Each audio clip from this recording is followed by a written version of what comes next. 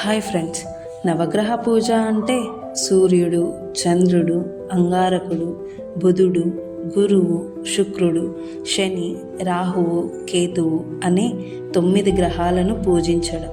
దీనివల్ల గ్రహదోషాలు తొలగి జీవితంలో శుభ ఫలితాలు, ఆరోగ్యం, సంపద, విజయం లభిస్తాయని హిందూ ధర్మాల్లో నమ్ముతారు.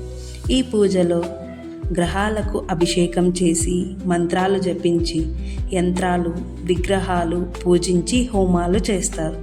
గత జన్మల కర్మలు లేదా జాతకంలో గ్రహదోషాల వల్ల కలిగే ప్రతికూల ప్రభావాలను తగ్గించడం, శారీరక, మానసిక ఆరోగ్యం మెరుగుపడటం, ఆర్థిక శ్రేయస్సు, వృత్తిలో విజయం, జీవితంలో వచ్చే అడ్డంకులను, గందరగోళాన్ని తొలగించి ప్రశాంతతను పొందడం. పూజకు ముందు కలశాన్ని స్థాపించి గణపతి పూజ చేస్తారు.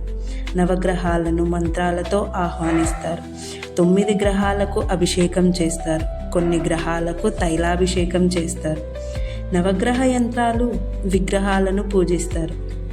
నవగ్రహ సమిధలు ఒక్కో గ్రహానికి ఒక్కటి ఉపయోగించి హోమం చేస్తారు. నవగ్రహ పూజ అనేది గ్రహాల అనుగ్రహాన్ని పొంది జీవితాన్ని సక్రమంగా, సంతోషంగా సాగించడానికే చేసే ఒక ముఖ్యమైన పూజా విధానం. మీ విద్యార్థి ఫౌండేషన్. Thank you.